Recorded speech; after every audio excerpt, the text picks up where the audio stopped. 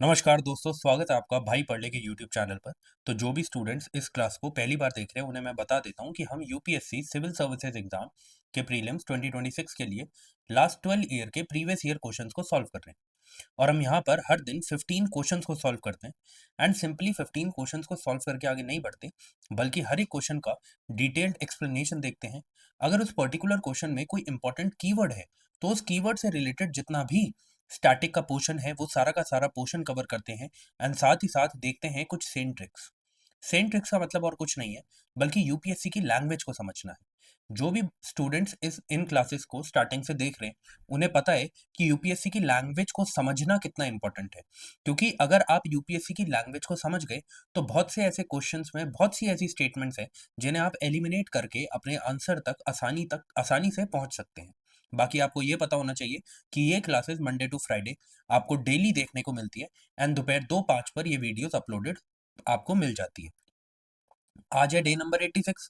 तो इससे पहले हमने क्या किया, देखिए, हमने 2014 से लेके 2023 तक के प्रीवियस ईयर पेपर्स को कंप्लीट कर लिया है। डे नंबर 82 में हमने स्टार्ट किया था 2024 का प्रीवियस ईयर पेपर। ठीक है। एंड आज है डे नंबर 86। तो डे नंबर 86 में हम इसी 2024 के प्रीवियस ईयर पेपर के क्वेश्चन नंबर 61 से लेके 75 क्वेश्चन तक को कंप्लीट करेंगे। ठीक है।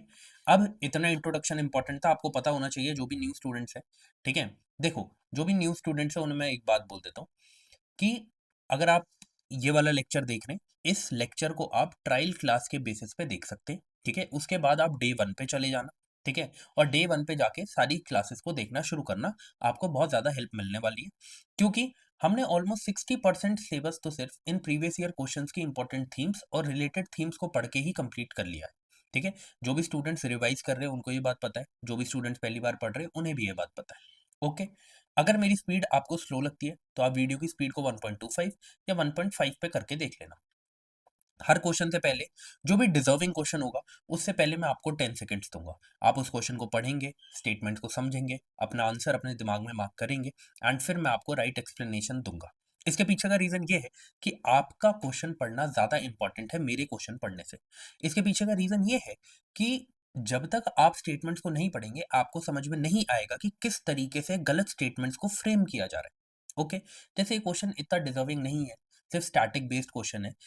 मैं क्या करूँगा, हर लेक्चर में मैंने ऐसे ही किया है। मैंने क्वेश्चंस को इस तरीके से डिवाइड किया है। कुछ क्वेश्चंस होते हैं जो नॉलेज बेस्ड होते हैं, कुछ क्वेश्चन होते हैं जो एप्टीट्यूड बेस्ड होते हैं जिसमें नॉलेज की ज़्यादा ज़रूरत नहीं होती है, और कुछ क्वेश्चन होते हैं जो इन दोनों का मिक्सचर होते हैं। ठीक है। तो ये वाला जो क्वेश्चन है ये नॉलेज बेस्ड क्वेश्चन है। ठीक है। क्यों? क्योंकि ये एक स्टैटिक क्वेश्चन है, फैक्ट का क्वेश्चन है। इसमें आपको अगर नहीं पता कोई चीज़ तो आप कुछ नहीं कर सकते। ठीक है। जैसे यहाँ पे देखिए, यहाँ पे बोला who was the provisional president of constituent assembly before doctor Rajendra Prasad took over. मतलब कि आपको पता है कि पहला सेशन जब कॉन्स्टिट्यूएंट असेंबली का हुआ उस टाइम पर जो प्रोविजनल प्रेसिडेंट थे वो कौन थे? वो डॉक्टर सच्चिदानंद सिन्हा थे। ठीक है। उसके बाद जब सेकेंड कॉन्स्टिट्यूएंट असेंबली का डे हुआ उस टाइम पर डॉक्टर राजेंद्र प्रसाद को एज अ प्रेसिडेंट इलेक्ट किया गया था। ठीक है। आगे बढ़ते हैं। सेकंड क्वेश्चन है, ये एक डिजर्विंग क्वेश्चन है। इसमें एक इंपॉर्टेंट कीवर्ड भी है जो है government of India act 1935। Government of India act 1935 को आज हम फिर से रिवाइज करेंगे। प्रीवियस ईयर में भी बहुत क्वेश्चन पूछे गए इसके ऊपर, अब फिर से एक क्वेश्चन आ गया इसके ऊपर, तो अब इसको हम फिर से रिवाइज करेंगे। ठीक है। बट उससे पहले आप क्वेश्चन पढ़ लो, 10 सेकंड्स में आपको दे रहा हूँ, फिर हम देखेंगे क्या सही है और क्या गलत है। चलिए।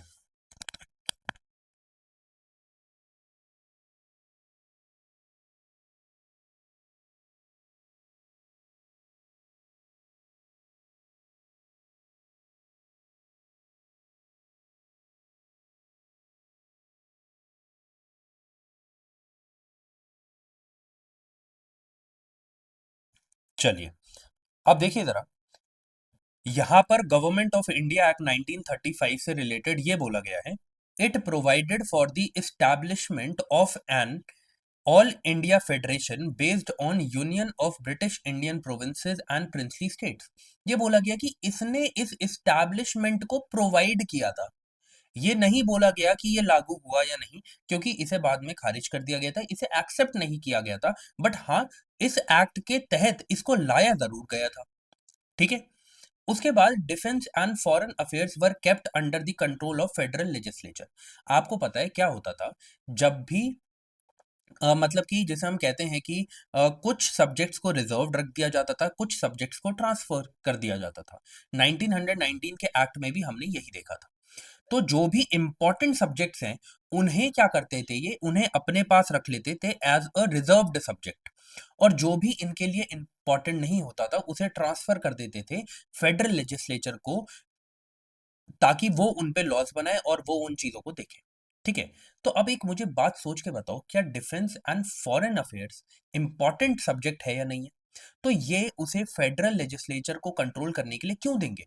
ये तो अपने पास रखेंगे, ये तो अपने पास रखेंगे। तो इन्हें एक्चुअल में रिजर्व्ड सब्जेक्ट थे ये, रिजर्व्ड सब्जेक्ट, और इन्हें जो है ब्रिटिश गवर्नमेंट ने अपने पास रखा था यूनियन में। ठीक है। तो ये जो है, ये फेडरल लेजिस्लेचर को इनका कंट्रोल नहीं दिया था। ठीक है। तो इसलिए ये स्टेटमेंट गलत है। अब ये चीज कैसे पता? यार ये चीज ना हमने, ये समझो कि 1000 बार कर ली। ठीक है।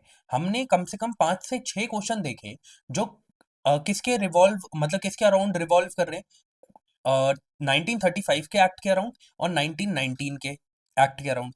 उधर ही हमने कॉन्सेप्ट समझ लिया था ट्रांसफर्ड सब्जेक्ट और रिजर्व सब्जेक्ट का। अगर आपने उस कॉन्सेप्ट को समझा होता तो आप इसको पता लगा लेते, चाहे आपको पता भी नहीं होता तब भी। ठीक है। ये भी नॉलेज बेस्ड क्वेश्चन था, इसमें कोई एप्टीट्यूड लगाने की जरूरत नहीं थी। ठीक है। अब देखो जरा, ये क्या है, वन ओनली इसका क्या है, राइट आंसर है। अब थोड़ा सा गवर्नमेंट ऑफ इंडिया एक्ट 1935 के बारे में पढ़ लेते हैं, क्या क्या इंपॉर्टेंट है। अगर फिर से ये एक्ट आता है तो इसमें क्या क्या पूछा जा सकता है। सबसे पहले तो आपको ये याद रखना है कि ये longest and most detailed legislation है जो पास करी गई थी ब्रिटिश पार्लियामेंट ऑफ इंडिया के द्वारा। ठीक है। जितने एक्ट्स आए सब में से सबसे लॉन्गेस्ट और सबसे डिटेल्ड लेजिस्लेशन कौन सी थी?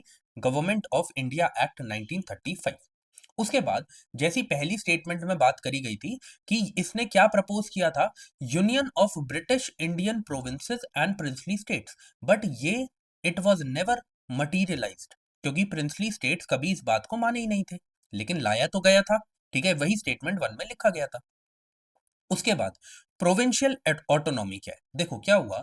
1919 में डायरकी लेके आए, कहां पर? प्रोविंसेस में, प्रोविंसेस में। ठीक है। Dyarchy at provinces. इसी डायरकी को इन्होंने एबॉलिश कर दिया 1935 के एक्ट से। बट क्या फिर से डायरकी नहीं आई? हाँ जी, फिर से डायरकी आई। इन्होंने प्रोविंसेस में जो डायरकी थी उसे एबॉलिश कर कर इसी सेम डायरकी को वो कहां पे लेके आए? सेंट्रल लेवल पर। ठीक है। मतलब पहली बार डायरकी कहां देखने को मिली? डायरकी कहां इंट्रोड्यूस करी गई? प्रोविंसेस में। कब? 1919 के एक्ट से। इसको एबॉलिश कर दिया गया। कब? 1935 में। इसकी जगह फिर कहां पर डायरकी लेके आए? वो सेंट्रल लेवल में। डायरकी का मतलब और कुछ नहीं है, क्या किया जाता है, पावर्स को डिवाइड किया जाता है। कुछ सब्जेक्ट्स जो इंपॉर्टेंट है उन्होंने अपने पास रख लिए एज अ रिजर्व सब्जेक्ट, जैसे defence, foreign affairs, tribal areas. और जो ट्रांसफर कर दिए कुछ सब्जेक्ट, जैसे पंचायत जैसे हैं, है ना, विलेज विलेज लेवल पे जो डेवलपमेंट करनी है, एजुकेशन जो है, उसको ट्रांसफर कर दिया। ठीक है। उसे एडमिनिस्टर करेंगे कौन? मिनिस्टर्स। उसके बाद यहाँ पे पावर को 3 भागों में डिवाइड किया गया। 3 लेजिस्लेटिव लिस्ट यहाँ पर इस्टेब्लिश करी गई। ये याद नहीं करना कि इसमें कितने आइटम्स थे, बस ये याद करना है कि किसमें सबसे ज्यादा थे, किसमें सबसे कम थे। 3 जो आपको आज भी देखने को मिलती है, फेडरल लिस्ट, प्रोविंशियल लिस्ट और कॉन्करेंट लिस्ट। ठीक है। अभी हमें क्या देखने को मिलती है? यूनियन, स्टेट और कॉन्करेंट। ओके। वैसे ही ये तीनों है। ओके। तो फेडरल लिस्ट में 59 आइटम्स थे, तो आपको याद रखना है सबसे ज्यादा किसमें? फेडरल लिस्ट में। सबसे कम किसमें? कॉन्करेंट लिस्ट में। ठीक है। उसमें कितने? 36 आइटम्स। अब ऐसा नहीं है कि प्रोविंशियल लिस्ट में जितने सब्जेक्ट्स हैं उसके ऊपर एब्सोल्यूट पावर मिल गई मिनिस्टर्स को, ऐसा नहीं है। अब भी जो रेसिड्यूरी पावर्स हैं वो किसके पास है? वॉइसरॉय के पास। अगर वॉइसरॉय को कोई भी ये चीज करते हैं वो पसंद नहीं आती, तो उसके पास ये पावर है कि वो उस लॉ को या उस चीज को खारिज कर कर अपनी जो बात है वो आगे रखेगा, मतलब अभी भी जो जिसे हम कहते हैं कि पूरी तरीके से ऑटोनॉमी नहीं मिली थी, ठीक है? अभी भी जो पावर थी, वो किसके पास थी? वॉइसरॉय के पास थी। ओके? जो ये टू हाउस लेजिस्लेचर इंट्रोड्यूस करे गए, 11 में से 6 प्रोविंसेस में कौन कौन सी थी वो? Bengal, Bombay, Madras, Bihar, Assam and UP. UP उस टाइम जो था वो क्या था? यूनाइटेड प्रोविंस, आज का उत्तर प्रदेश। ठीक है, आगे बढ़ते हैं। अब देखो जरा फिर क्या हुआ। इसी टाइम पर जो आज आप सुप्रीम कोर्ट ऑफ इंडिया देखते हो ना, उससे पहले क्या था? Federal court. वो इसी से इस्टेब्लिश किया गया था, जो बाद में जाके क्या बना? Supreme court of India. ठीक है, कब इस्टेब्लिश किया गया? 1937 में। क्या इस्टेब्लिश किया गया? फेडरल कोर्ट, याद रखना। आरबीआई भी इस्टेब्लिश किया गया था इसी टाइम पर, इसी एक्ट के द्वारा। ठीक है, फिर आपको यहाँ पे 3 पब्लिक सर्विस कमीशंस देखने को मिलती है। ठीक है, जैसे कि फेडरल लेवल पे, प्रोविंशियल लेवल पे और जॉइंट पब्लिक सर्विस कमीशन आपको देखने को मिली। 3, फेडरल, प्रोविंशियल, जॉइंट। ओके, पहले आपको पता है कि इलेक्टोरल, जो जिसे हम कहते हैं कि सेपरेट इलेक्टोरेट्स दिए जा रहे थे, ठीक है, सबको। तो यहाँ पर भी दिए गए, किसको? डिप्रेस्ड क्लासेस को, विमेन को और लेबर को। अब हमने देखने को मिला था यहाँ पे कि जो वोटिंग राइट्स थे ना, वो इंडिया की 10% पॉपुलेशन तक पहुंच गए थे। बट अभी भी याद रखना इस बात को कि हर किसी को नहीं मिला था। ये बेस्ड था किस पे? कि कितनी उनके पास इकोनॉमिक वैल्यू है, ठीक है, कितनी उनके पास एजुकेशनल वैल्यू है, उसके बेसिस पे ये क्या करते थे? उनको वोटिंग राइट्स देते थे। ठीक है, इसी एक्ट के थ्रू हमें कुछ टेरिटोरियल चेंजेस भी देखने को मिले, जैसे बर्मा और एडन को इंडिया से अलग कर दिया गया था। ठीक है, एंड सिंध एंड ओडिशा नाम से न्यू प्रोविंस बनाई गई थी। ठीक है, आगे बढ़ते हैं। ये क्वेश्चन है, देखो, एक चीज मैं बता देता हूँ। ये एंशंट हिस्ट्री का क्वेश्चन है, इसलिए मैं आपको बता रहा हूँ। एंशंट हिस्ट्री के लेक्चर्स मैंने अपलोड कर दिए हैं। ठीक है, एंशंट हिस्ट्री के लेक्चर्स मैंने अपलोड कर दिए हैं, उसे आप जाके देख सकते हैं। उसमें मैंने क्या करवाया है, जो भी न्यू स्टूडेंट्स है उन्हें मैं बता देता हूँ। मैंने उसमें 5 क्लासेस के अंदर जो आपकी क्लास 12th की एनसीईआरटी है, themes in Indian history part 1, उसे कंप्लीट किया है। उसमें 4 चैप्टर्स हैं, मैंने 5 क्लासेस में उसे कंप्लीट किया है। ठीक है, अब क्या है, उसमें सिर्फ एक चीज रह गई है। वो एक चीज क्या है? कि जो इंपॉर्टेंट बुक्स है ना, इंपॉर्टेंट बुक्स हैं, वो मैंने उसमें ऐड नहीं करी है। सिर्फ वो चीज बची है। मैंने आपको वादा किया है, मैं वो आपके लिए लेके आऊंगा। तो उन्हीं बुक से रिलेटेड लेक्चर आपको आने वाले कुछ दिनों में मिल जाएगा। मुझे पता है जो जो वादे मैंने किए, मैंने एक लिस्ट बना रखी है। बस मैं वेट कर रहा हूँ, इस सीरीज को मैं खत्म कर देता हूँ। जैसे ये 2024 का मैं पेपर करवा देता हूँ, उसके बाद मैं आपके लिए वो सारे जो मैंने चीज़ें आपको क्लासेस में बोली है कि इसके ऊपर लेक्चर लेके आऊँगा, इसके ऊपर लेक्चर लेके आऊँगा, वो आपको मार्च मंथ में देखने को मिल जाएगा। ठीक है? तो तब तक के लिए इन क्वेश्चंस को सिर्फ आप पढ़ लो कि क्या इंपॉर्टेंट है, क्या नहीं है। बाकी इन सारी चीज़ों को मैं उसमें ऐड करूँगा, जो भी मैं बुक्स के ऊपर वो पूरा का पूरा लेक्चर बनाऊँगा। ठीक है? अब देखो ज़रा, बोला गया, which one of the following is a work attributed to playwright Bhasa. ठीक है, अब क्या है ना कि ये डायरेक्ट क्वेश्चन है, नॉलेज बेस्ड क्वेश्चन है, फैक्चुअल क्वेश्चन है। इसमें अगर आपको नहीं आता तो आप कुछ नहीं कर सकते। ठीक है, इसका जो राइट आंसर है वो क्या है? मध्यम व्यय योगा। ठीक है, ये जो प्ले राइट है, which one of the following work attributed to playwright Bhasa, Bhasa ने कौन सा वर्क इनमें से लिखा है? तो मध्यमा वयो योगा। ठीक है, अब क्वेश्चन ये आता है, ये कैवेलियन कारा किसने लिखा? तो ये किसने लिखा? भा म का। नाट्य शास्त्र किसने लिखा? ये तो बहुत इजी है, भारत मुनि ने। भरत मुनि जो भी आप कहना चाहें। एक मिनट, BHA और AT, भरत मुनि। ठीक है, मैं बस भारत भरत ऐसे इसलिए बोलता हूँ ताकि आपको याद हो जाए। ठीक है, महाभाष्य की बात करें, महाभाष्य किसने लिखी? पतंजलि।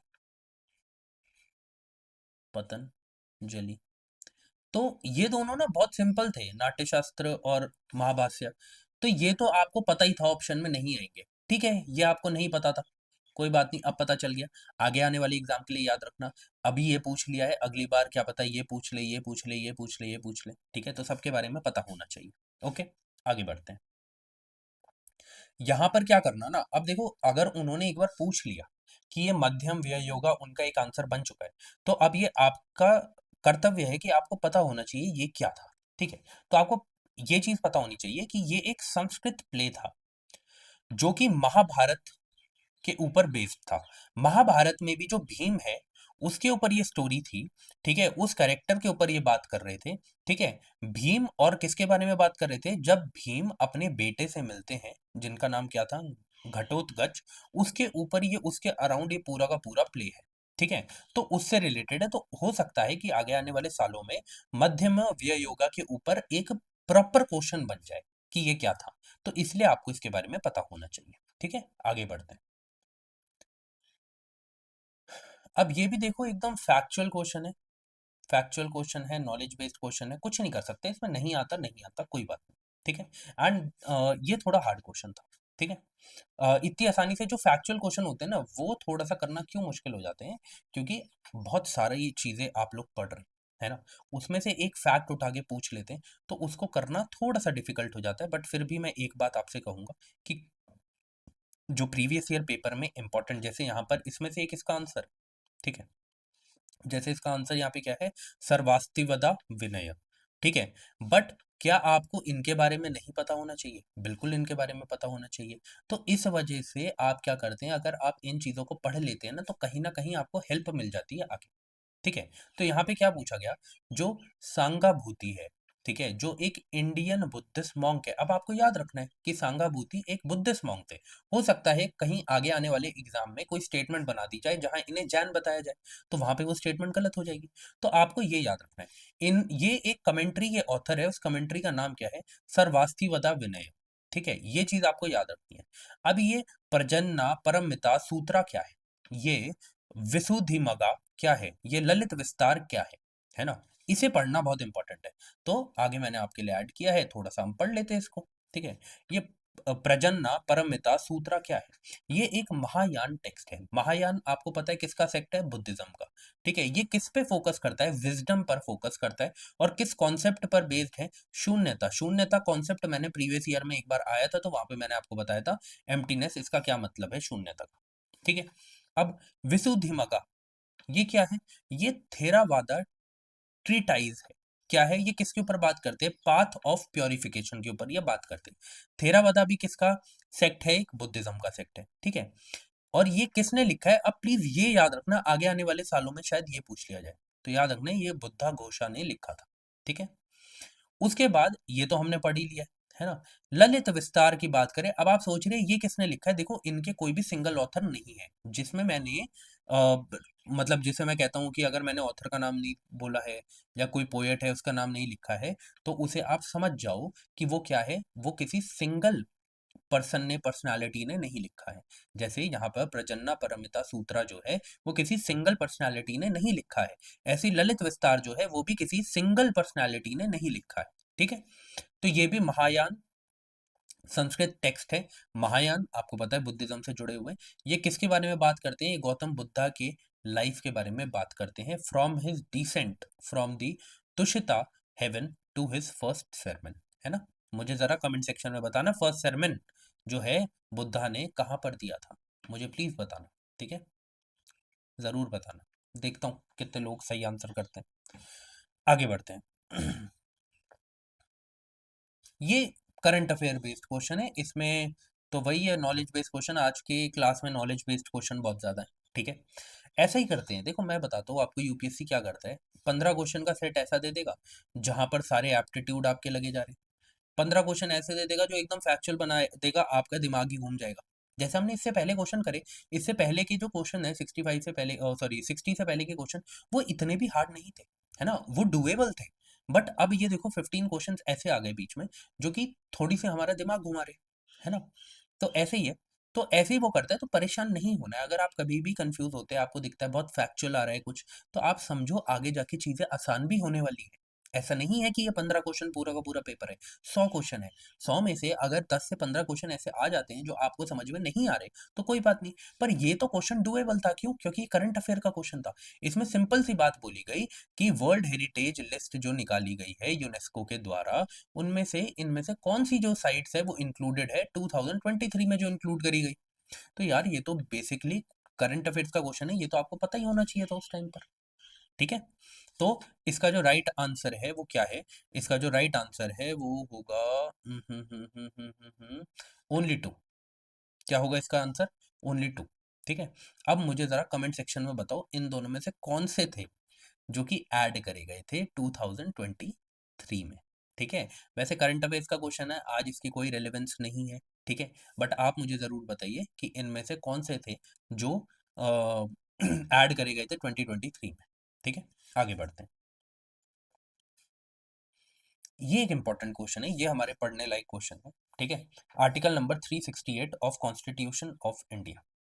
ठीक है, आर्टिकल 368 आपको पता है कॉन्स्टिट्यूशनल अमेंडमेंट से रिलेटेड है।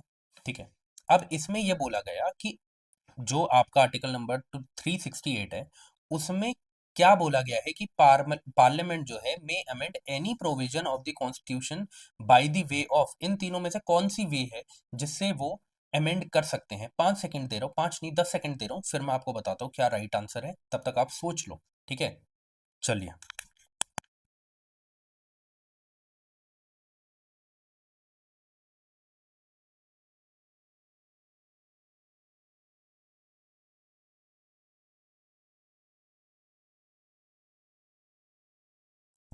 ओके, अब देखिए, चाहे वो एडिशन हो, चाहे वो वेरिएशन हो, चाहे वो रिपील हो, तीनों तरीके से ही कॉन्स्टिट्यूशन को अमेंड किया जा सकता है। ठीक है, तो 1 2 3 जो है वो तीनों ही करेक्ट है। थोड़ा सा अब यहाँ पे क्या है, हमारे लिए एक इंपॉर्टेंट कीवर्ड आ गया आर्टिकल नंबर 368।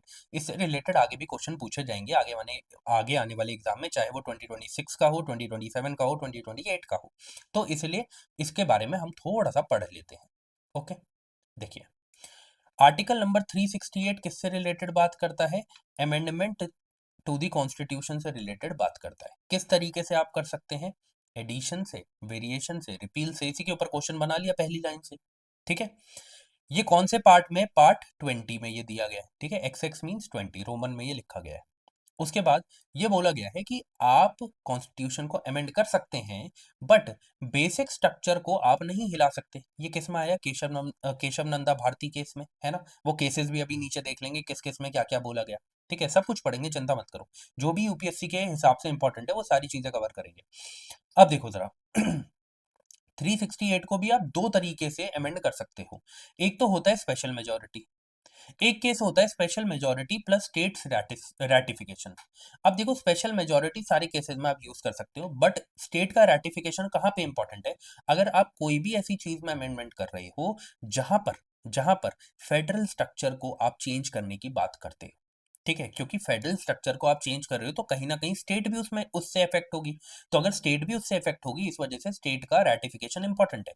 अब जरा पढ़ लेते हैं, स्पेशल मेजोरिटी का मतलब क्या है। सबसे पहले तो आपको क्या करना है, जो भी टोटल मेंबरशिप है उसकी मेजोरिटी आपको चाहिए। उसके साथ ही साथ आपको चाहिए 2/3 ऑफ द मेजोरिटी, किसकी? जो भी वहां पे प्रेजेंट है और वोट कर रहे हैं। तो पहले ये चीज होगी, फिर ये चीज होगी, दोनों चीजें होना जरूरी है स्पेशल मेजोरिटी में। उसके बाद जब special majority plus state ratification की बात आती है, वो सारी जगह जहां पर फेडरल प्रोविजन को आप अमेंड करने की बात कर रहे हैं, जिसकी वजह से जो स्टेट है उस पर भी इफेक्ट पड़ेगा, तो उस केस में आपको बस इस स्पेशल मेजोरिटी के साथ एक चीज चाहिए कि जितनी भी स्टेट्स हैं उनमें से half of the state legislature must ratify, मतलब उसको वो पास करेंगे। ठीक है, हाफ से ज्यादा जो है स्टेट्स वो उसे पास करेगी, तभी जाकर वो कानून मान्य होगा। ठीक है, अब देखो, प्रोसीजर की यहां बात करी गई है कि कॉन्स्टिट्यूशनल अमेंडमेंट बिल अगर लेके आया जाता है तो उसमें क्या क्या प्रोसीजर हमें देखना पड़ता है। सबसे पहले कि इसको सिर्फ और सिर्फ पार्लियामेंट में इनिशिएट किया जा सकता है, चाहे वो लोकसभा हो चाहे वो राज्यसभा हो, बट इसको स्टेट लेजिस्लेचर में स्टार्ट नहीं किया जा सकता है, लाया नहीं जा सकता है। साथ ही साथ कोई भी प्रोविजन नहीं है इसमें जॉइंट सिटिंग का। ठीक है, अगर इस बिल पे ऐसा हो जाता है कि लोकसभा नहीं मान रही है या राज्यसभा नहीं मान रही है, तो उस केस में क्या होता है, या कोई भी उसे पास नहीं करता है, तो उस केस में जॉइंट सिटिंग नहीं करवाई जा सकती है। ठीक है, उसके बाद जैसा कि हमें मनी बिल में देखने को मिलता है कि प्रेसिडेंट को अपना एसेंट जो है वो देना ही पड़ेगा, यहां पर भी ऐसा होता है। ठीक है, आगे बढ़ते हैं। अब यहाँ पे इससे रिलेटेड जितने भी केसेस हैं वो देख लेते हैं। सबसे पहले आता है शंकरी प्रसाद केस। इसमें आप क्या करना, याद रखना, इनकी ना क्रोनोलॉजी भी याद रखना, क्रोनोलॉजी भी पूछी जा सकती है। सबसे पहले 1951 में आता है शंकरी प्रसाद। इसमें क्या बोला जाता है कि फंडामेंटल राइट्स को अमेंड किया जा सकता है। फिर आता है गोलकनाथ। गोलकनाथ 1967 में होता है ये केस, और उसमें ये जजमेंट पास करी जाती है कि फंडामेंटल राइट्स को अमेंड नहीं किया जा सकता है। फिर आती है केशव नंदा भारती केस, जो सबसे इंपॉर्टेंट केस है 1973 में। इसमें जजमेंट पास करी जाती है कि हाँ, पार्लियामेंट फंडामेंटल राइट्स को अमेंड कर सकती है, पर बेसिक स्ट्रक्चर ऑफ डॉक्ट्रिन जो है वो उसमें इफ़ेक्ट नहीं होनी चाहिए। मतलब इसमें बेसिक स्ट्रक्चर को इंट्रोड्यूस किया गया। क्या बेसिक स्ट्रक्चर बता दिया गया, क्या बेसिक स्ट्रक्चर होता है? नहीं। बेसिक स्ट्रक्चर बोला गया है, जिस भी तरीके से केसेज़ आएँगे सुप्रीम कोर्ट उसे देखेगा, क्या ये बेसिक स्ट्रक्चर का खनन कर रहा है या नहीं कर रहा है। ठीक है? फिर आता है मिनर्वा मिल केस, उसमें भी सेम चीज़ बोली जाती है कि बिल्कुल फंडामेंटल राइट्स को वो जिसे हम कहते हैं कि अमेंड कर सकते हैं, बट हाँ, बेसिक स्ट्रक्चर को का खनन नहीं होना चाहिए, प्लस जुडिशियल रिव्यू जो है उसकी बात यहाँ पे करी गई। ठीक है, आगे बढ़ते हैं।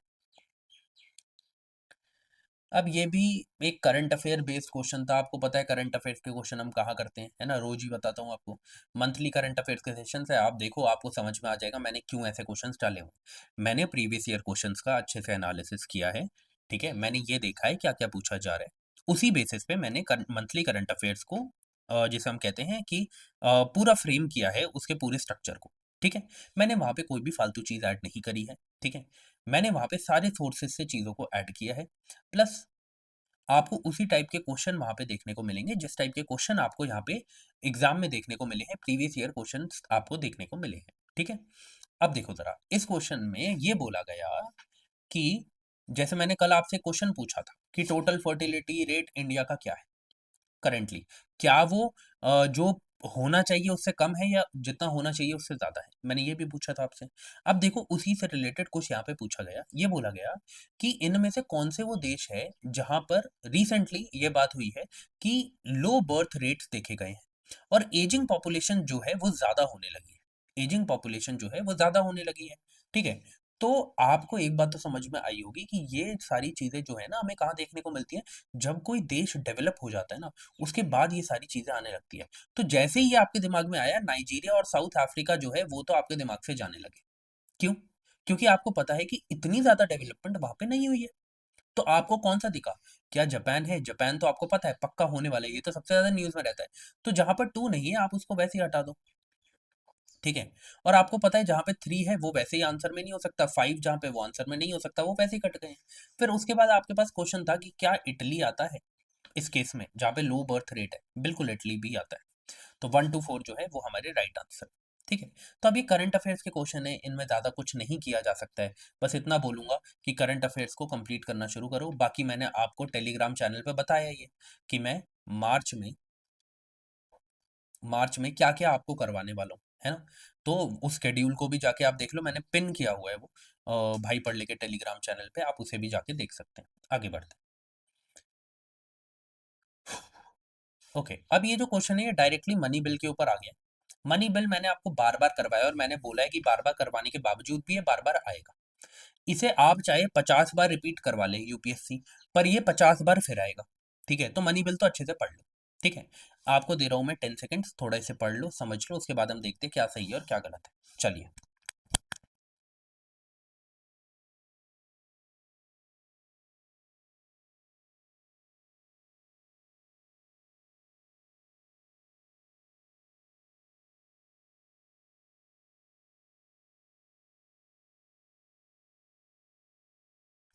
ओके, अब देखिए ज़रा, यहाँ पे बोला गया है कि आपको ना इतना पता था कि मनी बिल तो 110 में, लेकिन मैंने आपको प्रीवियस ईयर में बताया है कि जो स्पेशल प्रोविजन है ना, जो स्पेशल प्रोसीजर है मनी बिल का, वो किस में मेंशन्ड है? आर्टिकल 109 में।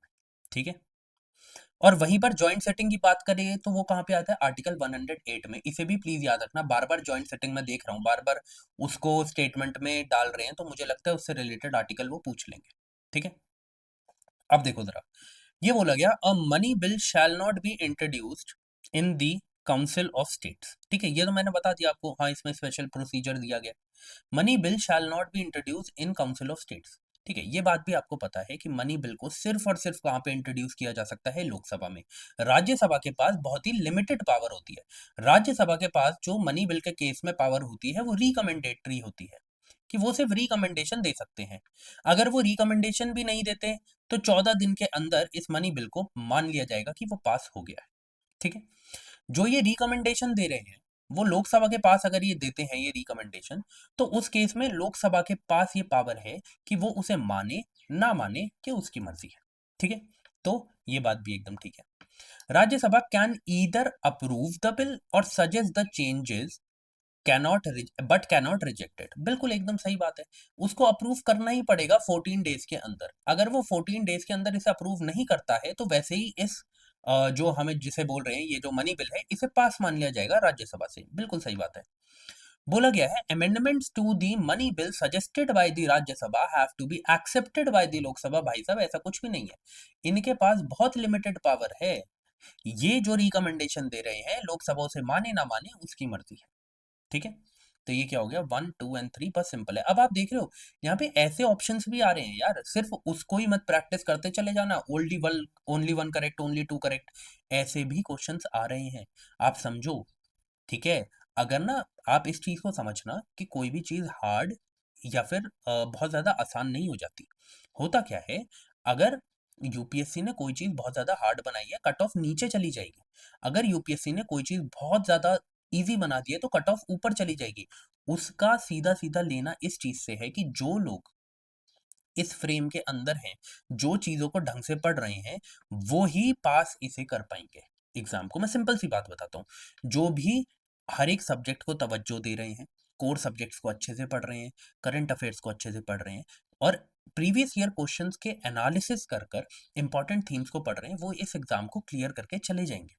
ठीक है। बट जो बहुत ज्यादा पढ़ रहे हैं ना कि मैं तो इस सोर्स से भी पढ़ लूंगा, मैं तो उस सोर्स से भी पढ़ लूंगा, मैं आपको एक बात बता देता हूँ कि 19-20 का फर्क होता है हर एक इंस्टीट्यूट में। ठीक है। बहुत फर्क नहीं होता 10-20 का। 19-20 के फर्क में आपको बस इतना देखना है कि क्या यहाँ पर इंपॉर्टेंट चीजें बताई जा रही है। अगर आपको किसी भी सब्जेक्ट के लिए, मैं सिर्फ इस क्लासेस की बात नहीं कर रहा, अगर आप कहीं पर भी जा रहे हैं आपको लगता है हाँ मुझे ज्योग्राफी यहाँ से समझ में आ रहा है और ये तो बहुत अच्छे से पढ़ा रहे हैं, मैं किसी भी चैनल का नाम नहीं ले रहा, किसी का नहीं ले रहा, आप वहां से जाके ज्योग्राफी पढ़ो। अगर आपको लगता है यहाँ पे तो इकोनॉमिक्स अच्छा पढ़ा रहे हैं, आप उधर से जाके इकोनॉमिक्स पढ़ो। आपको लगता है कि यहाँ पे हिस्ट्री बहुत अच्छे से पढ़ा दी है यार, मजा आ गया, तो आप यहाँ से हिस्ट्री पढ़ो। ये आपके पास जब से यूट्यूब आया है आपके पास बहुत सारी अपॉर्चुनिटीज हैं। पर अपॉर्चुनिटीज के साथ कंफ्यूजन भी आती है कि मैं कहाँ से पढूं। आप सिर्फ एक एक टीचर पकड़ लो। ठीक है। ज्यादा से ज्यादा 5 से 6 टीचर पकड़ लो हर एक सब्जेक्ट के, जो भी आपको ठीक लगते हैं। ठीक है। और उनसे पढ़ना स्टार्ट कर दो। ठीक है। ना इधर देखो ना उधर देखो, कोई इंपॉर्टेंट सीरीज लेके आ रहा है, कोई इंपॉर्टेंट क्वेश्चंस लेके आ रहा है, मत जाओ, किसी को नहीं पता क्या आने वाला है। बस आप क्या करो, आप इन लोगों में रहने की कोशिश करो, इन लोगों में रहने की कोशिश करो। देखो एक तो वो लोग हैं जो बहुत ज्यादा पढ़ रहे हैं। ठीक है। एक वो लोग हैं जो बहुत कम पढ़ रहे हैं। आपको ना इधर रहना है, आपको ना इधर रहना है, आपको रहना है इधर। इसमें क्या है, इसमें वो लोग हैं जो उतना पढ़ रहे हैं जितना रिक्वायर्ड है। ठीक है। आपको और भी तो काम है जिंदगी में, ये भी तो सोचो। 8-9 घंटे पढ़ने के बाद आपके पास आपकी हॉबीज भी तो हैं, आपके पास अपने आसपास के लोग भी तो हैं, आपको उनसे भी तो बात करनी है, अपनी मेंटल हेल्थ का भी तो ध्यान रखना है। ना इधर भागना, ना इधर भागना, इधर रहना भाई, खुश भी रहोगे और एग्जाम भी क्लियर कर जाओगे। ठीक है। अब देखो जरा, अब थोड़ा सा मनी बिल के बारे में पढ़ लेते हैं। जो जो चीजें मैंने वहां पे बोल दिया उसको मैं रिपीट नहीं करूंगा, जो चीजें मैंने नहीं बोली है उसको मैं बता देता हूँ। ठीक है। मनी बिल जो है, मनी बिल में कौन कौन सी चीजें आती हैं, वो सारी चीजें आती हैं, वो सारे फाइनेंशियल मैटर्स आते हैं जैसे taxation, borrowing, expenditure from consolidated of fund. इससे अगर कंसोलिडेटेड फंड, इससे अगर रिलेटेड कुछ भी है तो उसको मनी बिल में माना जाएगा। इसमें क्या नहीं आएगा ये भी आपको पता होना चाहिए। कोई भी फाइन्स की बात करी जा रही है, किसी फीस की बात करी जा रही है, लाइसेंस फीस की बात करी जा रही है, कोई भी लोकल टैक्सेस की बात करी जा रही है, वो इसमें बिल्कुल भी इंक्लूड नहीं होंगे। ये दोनों चीजें प्लीज याद रखना। अगर मनी बिल से क्वेश्चन आता है, एक अच्छा क्वेश्चन आएगा, तो वो उन चीजों की भी बात करेंगे जो आता है, उन चीजों की भी बात करेंगे जो नहीं आता है। तो आपको अपने दिमाग में रखना है क्या आता है क्या नहीं आता है। ठीक है। बाकी क्या होता है, कैसे इंट्रोड्यूस होता है, वो सारी चीजें यहाँ पे लिखी है मैंने, ये अभी आपको क्वेश्चन के टाइम पे बता दी। ठीक है। अब ये चीज याद रखना, प्रेसिडेंट को इस मनी बिल को जब प्रेसिडेंट के पास ये मनी बिल आता है तो उसे उसे पास करना ही पड़ेगा, अपना एसेंट देना ही पड़ेगा। प्रेसिडेंट ऐसा नहीं कर सकता कि वो उसे पास ना करे। इसके पीछे भी एक रीजन है, क्योंकि मनी बिल को इंट्रोड्यूस ही करा जाता है प्रेसिडेंट के द्वारा। तो जब प्रेसिडेंट ने किसी मनी बिल को इंट्रोड्यूस किया है, तो जब हर जगह पास होकर वो वापस उनके पास आए, तो वो उसे खारिज थोड़ी कर देंगे, उन्हें वो पास करना ही पड़ेगा। ठीक है, आगे बढ़ते हैं। अब ये क्वेश्चन ना थोड़ा सा क्या था, थोड़ा सा आउट ऑफ द बुक था, बट ऐसे क्वेश्चंस को लेके प्लीज परेशान मत होना। ये वही क्वेश्चन है जो 10 से 15 क्वेश्चन आते हैं जो आपके सर के ऊपर से निकल जाएंगे, जो आपको बिल्कुल भी हवा नहीं लगने देंगे कि ये क्या है। अब आप हर एक आर्मी की पोस्ट को बैठ के पढ़ते थोड़ी रहेंगे, ठीक है? तो आपको क्या करना है, मैं फिर से वही बात बोल रहा हूँ कि आपको ये याद रखना है कि मुझे मैक्सिमम आउटपुट चाहिए। मुझे मैक्सिमम आउटपुट चाहिए, तो मुझे उन्हीं जगह मेहनत करनी है जहां से मुझे वो मैक्सिमम आउटपुट मिल जाए। ठीक है? अब ये नहीं है आप सारी की सारी पोस्ट याद करते फिर रहे हैं। इस क्वेश्चन की कोई रेलेवेंस नहीं है, मेरा बिल्कुल करवाने का मन भी नहीं है, बट फिर भी मैं आपको बता देता हूँ क्या गलत है। ब्रिगेडियर और जो एयर कमांडर है, वो दोनों जो हैं, वो सेम पोस्ट हैं, बट कमांडर इसमें नहीं आते हैं नेवी के, ठीक है? Major general, air vice marshal और वाइस एडमिरल। देखो, यहाँ पर भी मेजर जनरल और एयर वाइस मार्शल जो हैं, वो हाँ, इक्वल इक्वल पोस्ट हैं, पर वाइस एडमिरल एक इक्वल पोस्ट नहीं है। मेजर हो, स्क्वाड्रन लीडर हो, लेफ्टिनेंट कमांडर हो, ये तीनों ही इक्वल पोस्ट है। लेफ्टिनेंट जो कर्नल है, ग्रुप कैप्टन है और कैप्टन है, ये बिल्कुल भी लेफ्टिनेंट कर्नल के इक्वल नहीं है, या फिर आप बोलो लेफ्टिनेंट कॉलोनल के इक्वल नहीं है। ठीक है, तो इसका जो राइट आंसर होगा वो होगा 3 ओनली। बट फिर भी कहूंगा ऐसे क्वेश्चंस पे प्लीज तवज्जो मत दो। अगर ऐसे क्वेश्चन आते हैं उनको राम राम बोल के आगे बढ़ो। ठीक है, आगे बढ़ते हैं।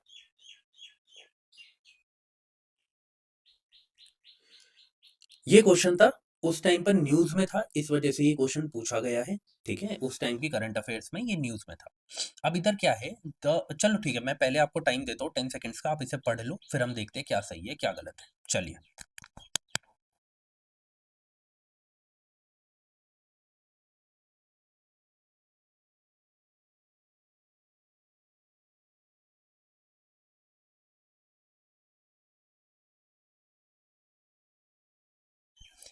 चलिए, अब देखिए क्या है, इधर बोला गया है जो ये नॉर्थ ईस्टर्न काउंसिल है ना, इस काउंसिल के मेंबर्स कौन कौन है।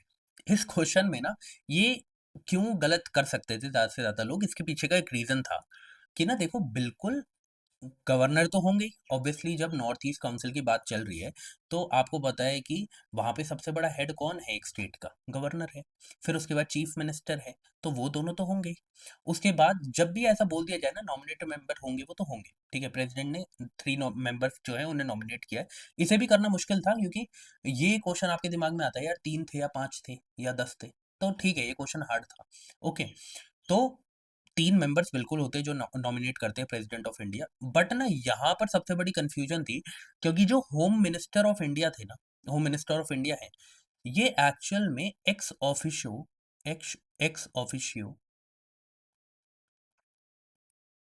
चेयरमैन होते हैं। अब क्वेश्चन ये था कि इन एक्स ऑफिशियो चेयरमैन को हम मेंबर में इंक्लूड करें या ना करें। तो अगर आप एक्ट को ध्यान से पढ़ेंगे इसको, तो उसमें उनके मेंबर्स में होम मिनिस्टर ऑफ इंडिया को ऐड नहीं किया गया है। हाँ, home minister of India ex officio chairman होते हैं, पर वो मेंबर नहीं है। तो इस वजह से इसे छोड़ के बाकी 3 जो ऑप्शन है वो करेक्ट है। बट हाँ, ये क्वेश्चन सिर्फ इसलिए पूछा गया क्योंकि करंट अफेयर्स में था, नहीं तो इसका कोई भी मतलब नहीं था आउट ऑफ द ब्लू पूछे जाने का। ठीक है, आगे बढ़ते हैं। डीलिमिटेशन कमीशन, ये जो है ना, ये वाला क्वेश्चन बार बार सीडीएस में हमें बहुत बार देखने को मिला। ठीक है, डीलिमिटेशन कमीशन से रिलेटेड। अब यूपीएससी ने क्या किया, बस इतना पूछ लिया कि कितनी बार ये आपको देखने को मिला है। ठीक है, तो आपको मैं टाइम दे रहा हूँ 5 सेकेंड्स का, आप सोच लो समझ लो, देन वी विल सी क्या सही आंसर है क्या गलत आंसर है। ठीक है।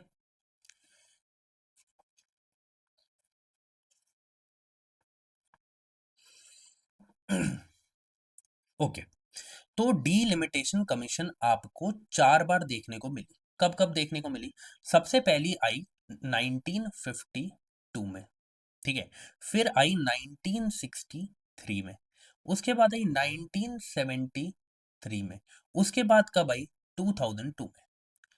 जो लास्ट डीलिमिटेशन कमीशन बैठी है वो किसके बेसिस पे बैठी है? 2001 के सेंसस के बेसिस पे, ठीक है। और कब आई? 2002 में लास्ट टाइम। अब आपको आगे भी देखने को मिलेगी, वो हम करंट अफेयर्स में देख लेंगे जब भी होगी, ठीक है। तो आपको बस इतना बताना था कि कितनी है। तो अब हम क्या करते हैं, 4 बार आई है, अब हम क्या करते हैं, डीलिमिटेशन कमीशन के बारे में थोड़ा सा पढ़ लेते हैं, क्योंकि हो सकता है अगली बार जो क्वेश्चन पूछा जाए वो ऐसा पूछ लिया जाए कि डीलिमिटेशन कमीशन है क्या, ठीक है। तो जो डीलिमिटेशन कमीशन है ऑफ इंडिया, ये एक हाई पावर्ड इंडिपेंडेंट बॉडी है। कैसी है? इंडिपेंडेंट। जो जो मार्क कर रहा हूं उसको प्लीज अपने दिमाग में रखना। हाई पावर्ड इंडिपेंडेंट बॉडी है, जिसे कौन अपॉइंट करता है? Central government. कौन करता है? Central government. ये क्यों होती है? ताकि जो लोकसभा एंड राज्य और सॉरी जो स्टेट असेंबली है, कॉन्स्टिट्यूएंसीज हैं, उनकी बाउंड्री लाइंस को बनाया जा सके हर एक सेंसस के बाद, ठीक है। याद रखना, इसीलिए वो आपको कंफ्यूज करेंगे कि लास्ट डीलिमिटेशन कमीशन जो है वो 2011 के सेंसस के बेसिस पे बनी थी। प्लीज याद रखना, हर एक सेंसस के बाद आपको ये देखने को मिली है, पर लास्ट जो है वो 2002 में देखने को मिली है, 2001 के सेंसस के बेसिस पे। मैं बार बार बोल रहा हूँ, सेंसस इस बार सेंसस की प्रक्रिया अभी स्टार्ट हो गई है, तो क्वेश्चन बन सकता है डीलिमिटेशन कमीशन को कनेक्ट कर कर। तो याद रखना 2001 जो था उसके बेसिस पे वो लास्ट बार बनी है, ठीक है। ये ऐसा क्यों किया जाता है? ताकि यहाँ पर जो लोकसभा में और स्टेट असेंबलीज में जो रिप्रेजेंटेशन है वो पॉपुलेशन के हिसाब से रहे। अब आप एक बात सोचो, हाँ, मान लो कि ये इस तरीके से इंडिया मैंने बनाया, नॉर्थ इंडिया में आपको देखने को मिलता है कि ज्यादा पॉपुलेशन है, तो यहाँ पर रिप्रेजेंटेशन भी ज्यादा होनी चाहिए, ठीक है। बाकी जगह पर आपको क्या देखने को मिलता है? पॉपुलेशन नॉर्थ इंडिया के कंपैरेटिवली कम है, तो वहां पर जो रिप्रेजेंटेशन है वो उनकी कम होनी चाहिए। तो इसी के ऊपर जो है ये डीलिमिटेशन कमीशन बिठाई जाती है, जो इन चीजों को क्या करती है, इन चीजों पर रिकमेंडेशन प्रोवाइड करती है, ठीक है। क्यों?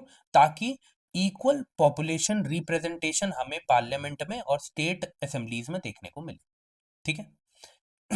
अब देखो, इनके जो ऑर्डर्स होते हैं वो लीगली बाइंडिंग होते हैं and it they can not be challenged in court. तो प्लीज इस बात को याद रखना, जब वो डीलिमिटेशन के ऊपर क्वेश्चन बनाएंगे, डीलिमिटेशन कमीशन के ऊपर, तो वो इस चीज को ऐसे रखेंगे, और तब आप सोचोगे कि लीगली बाइंडिंग थोड़ी हो सकता है। तो याद रखना, लीगली बाइंडिंग ही होगा, ओके। और लास्ट मेजर एक्सरसाइज जो थी किसके बेसिस पे थी? 2001 के सेंसस पे के बेसिस पे, ओके। आगे बढ़ते हैं।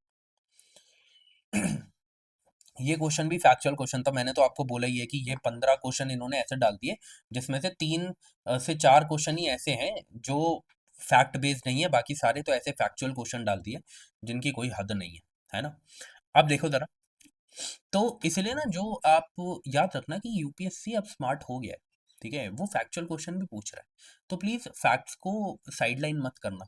अगर कोई इंपॉर्टेंट करंट अफेयर्स में न्यूज देखने को मिलती है तो थोड़े से अगर इंपॉर्टेंट फैक्ट्स कहीं उसको आप कंपेयर कर सकते हो ना, या कनेक्ट कर सकते हो अपने स्टार्ट कह रहा हूँ, अपने स्टैटिक के पोर्शन से, अपने कोर सब्जेक्ट से, तो उसके फैक्ट्स याद कर लेना, ठीक है। क्योंकि होता यही है कि जब भी करंट अफेयर्स में कोई चीज आती है तो उससे रिलेटेड फैक्चुअल चीज पूछ ली जाती है आपके कोर सब्जेक्ट्स को कनेक्ट करके, ठीक है। अब देखो जरा, द कॉन्स्टिट्यूशन कॉन्स्टिट्यूशन का जो 71st अमेंडमेंट एक्ट है 1992 का, उसने अमेंड किया 8th शेड्यूल को, ठीक है। तो ये बोला गया कि कौन कौन सी लैंग्वेजेस जो है उसमें ऐड करी गई थी। तो कोंकणी करी गई थी, मणिपुरी करी गई थी, नेपाली करी गई थी। मैथिली कब करी गई थी? मैथिली आपकी करी गई थी 92nd अमेंडमेंट एक्ट से, ठीक है। ये कब आया था 92nd अमेंडमेंट एक्ट? जरा मुझे कमेंट सेक्शन में बताओ। इसके साथ उसी में और भी ऐड करी गई थी, तो मैं ऐसे लिख देता हूं, अलोंग विद कौन कौन सी करी गई थी? बोडो, डोगरी। तो अगली बार इससे क्वेश्चन बना सकते हैं वो 92nd अमेंडमेंट से, तो प्लीज याद रखना। एंड संथली। तो मैथिली के साथ और कौन कौन सी लैंग्वेजेस थी जो ऐड करी गई थी? बोडो, डोगरी एंड संथली। इसे प्लीज याद रखना। 1 2 3 जो है इसका राइट आंसर है। आगे बढ़ते हैं। देखो ये भी कितना फैक्चुअल क्वेश्चन है, सीधा पार्टीज उठा ली और उसके लीडर पूछ लिए, कहां तक याद करोगे यार। सिंपल सी बात है ना, कहाँ तक याद करोगे? इसलिए कह रहा हूँ कुछ क्वेश्चंस ऐसे होंगे जो सर के ऊपर से निकल जाएंगे, कोई बात नहीं। 50% से कम कट ऑफ जाती है, 50% से कम कट ऑफ जाती है, कोई तो रीजन होगा। यही रीजन है कि ऐसे क्वेश्चन भी पूछे जा रहे हैं, इतने फैक्चुअल, है ना? तो अब देखो जरा, पर मैं यही कहूंगा कि अब जो चीज ऑप्शंस में देखने को मिल जा रही है ना, जो आपको स्टेटमेंट्स में देखने को मिल जा रही है, प्लीज उन्हें पढ़ लेना ताकि वो रिपीट हो जाए। तो ऐसा ना हो कि बाकी जो एक जिसे हम कहते हैं सीरियस स्टूडेंट है वो कर जाए और आप ना कर पाए, क्योंकि अगर ऐसा हो गया ना तो आप रेस से पीछे जाते चले जाओगे। अगर आप वो चीज नहीं कर पा रहे जो सभी नहीं कर पा रहे, तो आप रेस से बाहर नहीं जा रहे।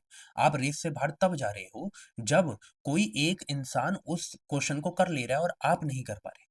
तो इसके इसके लिए आपको क्या करना पड़ेगा?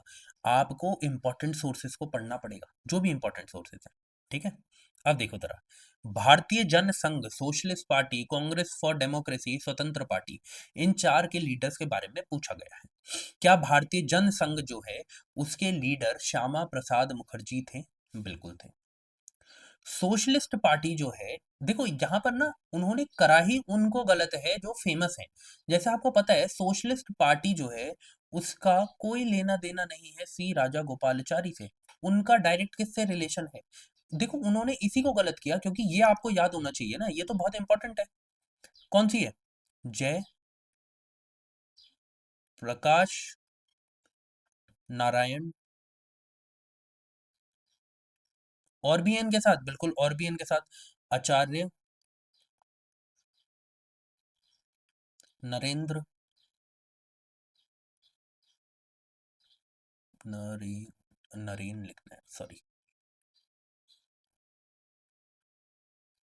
नरेंद्र देव।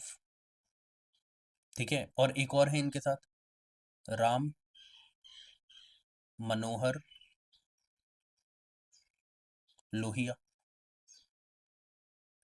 ठीक है, ये तीन थे। फिर आपको चलो मान लो नहीं भी पता है, कांग्रेस फॉर डेमोक्रेसी, चलो कोई बात नहीं, बट ये एकदम ठीक दिया गया। स्वतंत्र पार्टी तो आपको पता होना चाहिए। आचार्य नारायण देव से कोई रिलेशन ही नहीं है, किससे रिलेशन है? सी राजा गोपालचारी से। ठीक है, तो इन्होंने क्या किया, इन्होंने सोशलिस्ट पार्टी और स्वतंत्र पार्टी को इंटरचेंज कर दिया। और ऐसा यूपीएससी बार बार करता है। तो ना हमेशा ध्यान रखना, कभी ऐसा आपको दिख जाए ना कि यहाँ पर जो चीज दी गई है उसका आंसर किसी और कॉलम में है, तो प्लीज इसे याद रखना कि हो सकता है कि उसका जो राइट आंसर होगा वो होगा।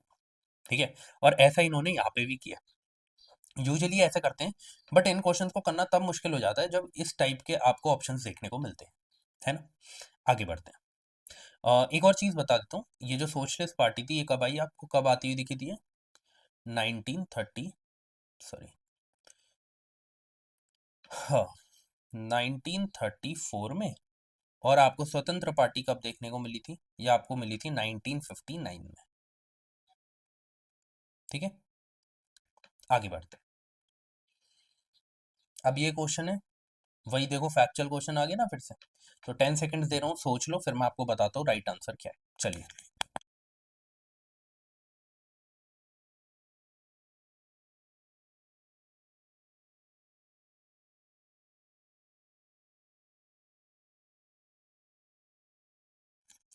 ओके, अब देखो, पावर्स ऑफ म्यूनिसिपैलिटीज कौन से पार्ट में दिया गया है, अगर आपको ये नहीं भी पता होता, लेकिन सिर्फ ये पता होता कि म्यूनिसिपैलिटीज कौन से पार्ट में दिया गया है, तब भी आप इसे कर लेते, क्योंकि जिस पार्ट में म्यूनिसिपैलिटीज दिया होगा उसी में तो उसकी पावर्स दी गई होगी।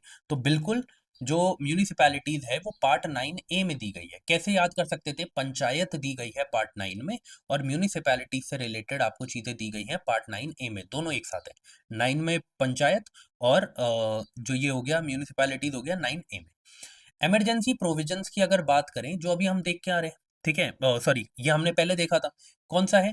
पार्ट 18, तो रोमन में दिस इज 18, बिल्कुल सही है। Provision related to amendment of the constitution, अगर आप यहाँ पे भी नहीं पढ़ते और सिर्फ वहां पे पढ़ लेती, अभी जो हम कॉन्स्टिट्यूशनल अमेंडमेंट से रिलेटेड क्वेश्चन करके आए हैं, उसमें मैंने आपको बताया था कि कौन सा है, पार्ट 10, वहीं से हो जाता है ना? तो ये तीनों ही जो हैं वो करेक्ट हैं, बट मैं कहूंगा कि एटलीस्ट पार्ट से क्वेश्चन आ गए तो अगली बार स्केड्यूल से रिलेटेड आ सकता है ना? तो स्केड्यूल याद कर लेना। पार्ट तो आपको याद होने ही चाहिए सारे। ठीक है, आपको सारे पार्ट याद होने चाहिए, आपको स्केड्यूल्स भी सारे याद होने चाहिए। ठीक है, इसीलिए इन चीज़ों पर भी ध्यान दो, फैक्चुअल क्वेश्चन पूछे जा रहे हैं।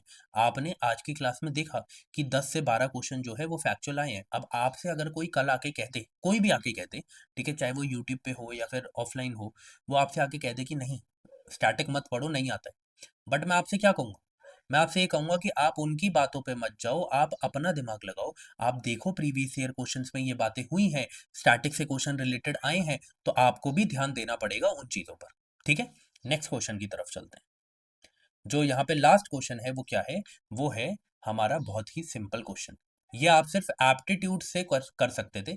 मैं आपको दे रहा हूँ 15 सेकंड्स, थोड़ा सा सोच लो, समझ लो, फिर हम देखते हैं राइट आंसर क्या है। चलिए।